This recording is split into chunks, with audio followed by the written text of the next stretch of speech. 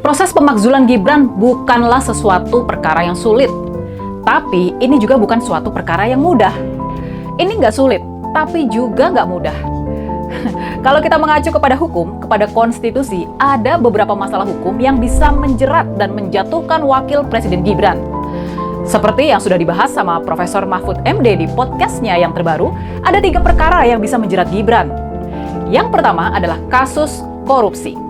Kalau Gibran terbukti korupsi, baik sebagai wakil presiden maupun sebagai anak dari presiden, maka dia layak dijatuhkan.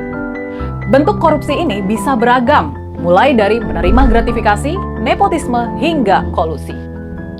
Laporan-laporan dugaan korupsi Gibran dan anggota keluarga Pak Jokowi lainnya telah dilaporkan ke Komisi Pemberantasan Korupsi. Namun sejauh ini belum jelas bagaimana follow up dari lembaga tersebut. Yang kedua, menyangkut keputusan Mahkamah Konstitusi yang meloloskan Gibran dan ternyata kemudian terbukti telah melanggar etika di dalam proses pengambilan keputusannya. Soal ini bisa juga dijadikan argumentasi pemakzulan Gibran. Lalu, yang ketiga yang paling menarik, ada masalah Fufu Fafa.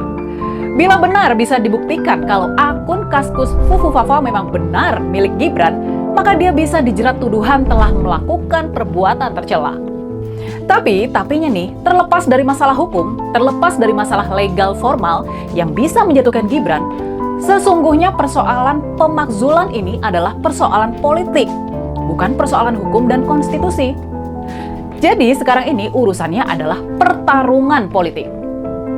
Pertanyaannya, seberapa kuat kubu-kubu yang pro pemakzulan bakal terus mendorong isu ini sehingga mendapat dukungan yang terus meluas dan menguat, khususnya dari partai-partai politik. Di sisi lain, kita juga bakal melihat sejauh mana kubu Pak Jokowi bakal bisa melawan dan menangkis serangan-serangan pemakzulan ini.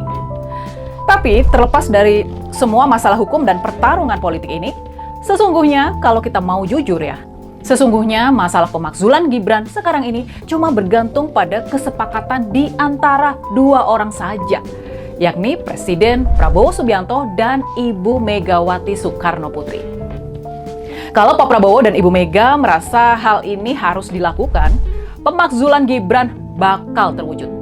Tapi sebaliknya, kalau mereka tidak mau terjadi keributan politik di tengah kondisi ekonomi yang semakin sulit ini, maka isu pemakzulan Gibran tampaknya bakal dibiarkan menggantung sebagai ancaman yang menyandera kubu Solo.